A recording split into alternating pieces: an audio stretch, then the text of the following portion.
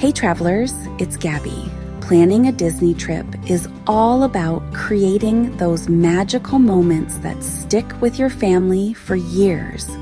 But let's be real, mamas, the planning part can sometimes feel a little less than magical, especially when it comes to the budget.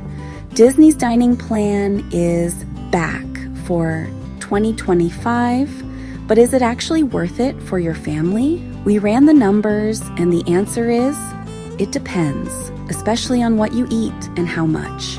Today, I want to walk you through what we've learned, kind of like sharing a cup of coffee and swapping notes, mom to mom. We're going to break down what the dining plan offers, look at some real-life cost comparisons, and talk about those times when it truly makes sense and when you might be better off paying as you go.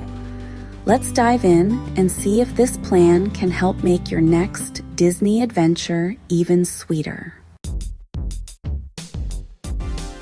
All right, so let's first get a good handle on what we're actually talking about when we say Disney dining plan. For each night you're staying at a Disney resort, the standard plan gives each person in your group, age 3 and up, a set number of meal and snack credits. It's designed to cover a good portion of your daily eats, so you're not constantly reaching for your wallet every time someone gets a little rumbly in their tummy. First up, you get 1 quick service meal credit per person per night. And these are your more casual spots where you typically order at a counter or on your phone, grab your food, and find a table. Think of places like Pecos, Bill Tall Tale Inn, and Cafe in Magic Kingdom, or Sunshine Seasons over in Epcot. Then you also receive 1 table service meal credit per person per night. These are your sit-down restaurants where you'll have a server, a more extensive menu, and often a really fun theme or even character interactions. Imagine having dinner at Be Our Guest restaurant or enjoying a family-style feast at Ohana. Next on the list is 1 snack or non-alcoholic beverage credit.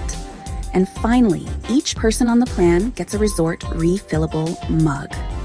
You pick this up at your Disney Resort hotel, and then you can refill it with fountain drinks, coffee, or tea at any quick service location at any Disney Resort hotel throughout your stay.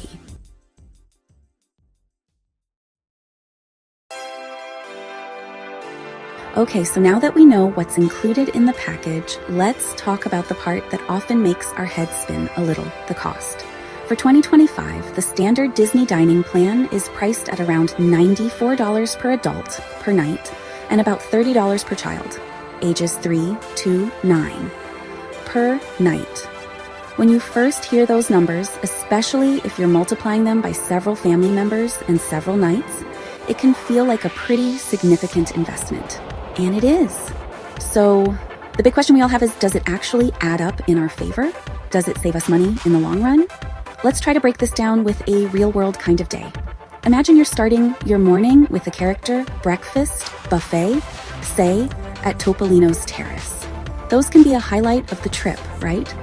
For an adult, that experience might cost around $63 out of pocket. Then, for lunch, you grab a quick service meal that rings in at about $15. And later in the afternoon, everyone's ready for a classic Mickey pretzel, which is about $6. If you add all that up for 1 adult, you're looking at $84 for the day. So, in this scenario, you've spent $84, but the dining plan cost you $94. You're close, but not quite breaking even. But here's where it gets interesting, and where your family's eating habits really come into play. Let's say for that table service meal, instead of a lunch, you were to use it on a character dining dinner like Ohana at the Polynesian Resort, which runs $65 per adult and $42 for children. Add on a select cocktail set, $16 a piece. With a quick service breakfast costing approximately $17 plus coffee and juice, and a snack around lunch, especially if there is one of the fantastic festivals going on in Epcot, you would be at a daily cost of at least $275. You'd be in the black, and your youngest ate an amazing dinner on Mickey. So after crunching some numbers, you might be wondering, okay, Gabby, when does this dining plan make sense for a family like mine? And that's such a great question because it's not always just about the dollars and cents on a spreadsheet.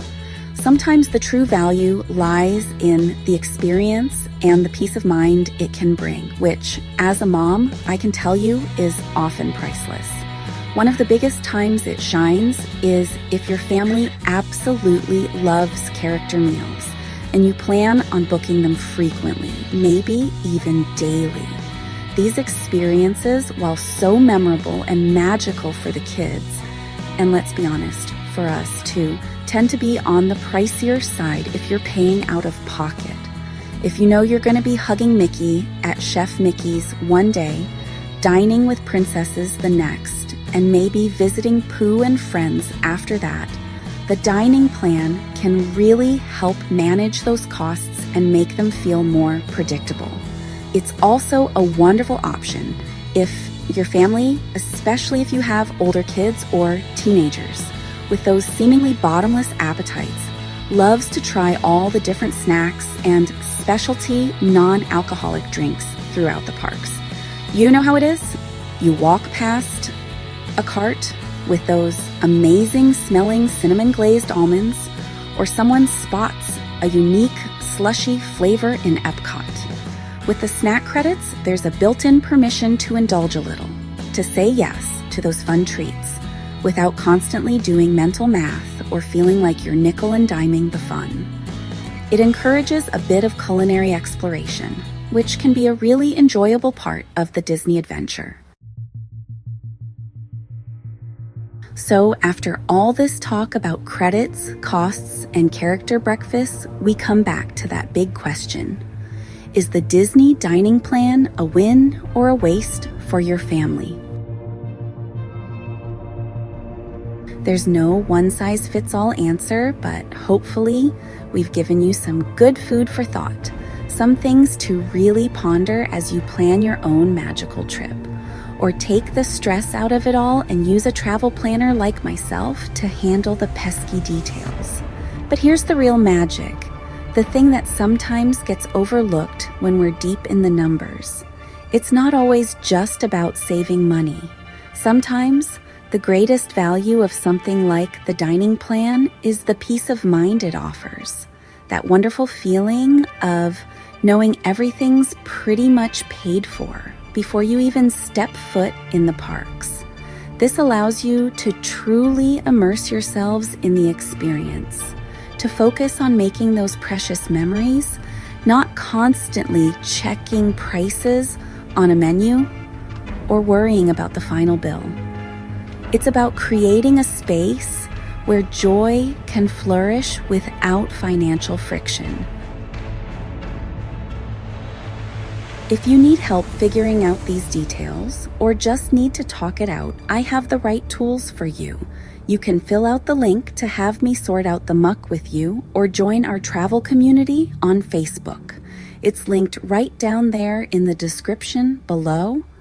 I make sure to put these things in place so you can build a Disney vacation that's as delicious as it is delightful.